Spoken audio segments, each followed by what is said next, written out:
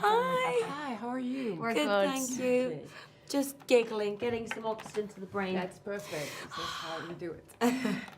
I'm going to stare at your necklace the whole time. I know, it's beautiful. Thank you.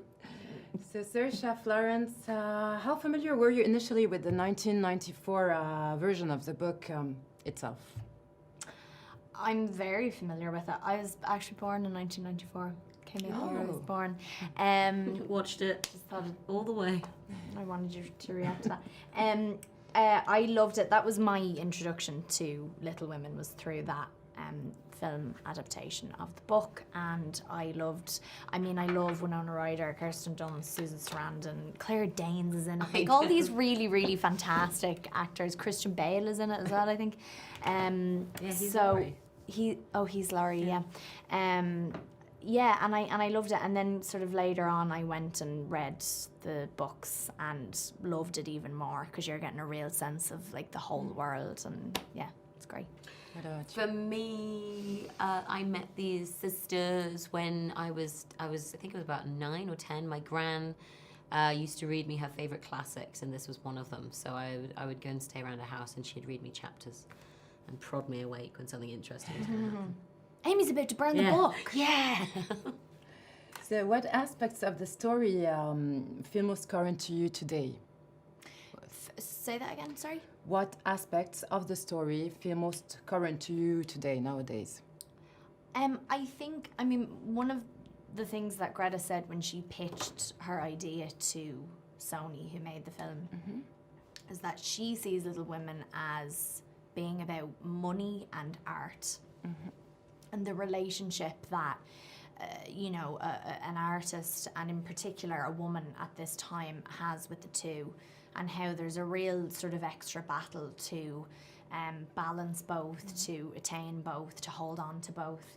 And so I think that's something that we really focus on in this film, is that all of the girls have a craft. There's music, there's art, there's writing, there's acting, and they all have so much potential to do really sort of great things, and they all go down their own paths. So so I think, right? Yeah.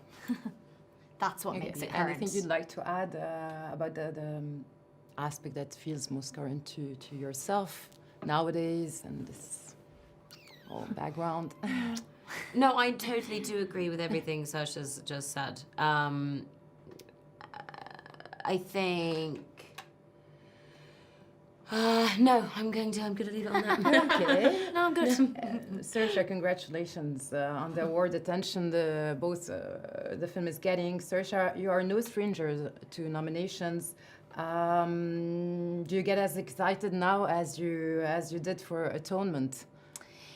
Yeah, I'm a little baby.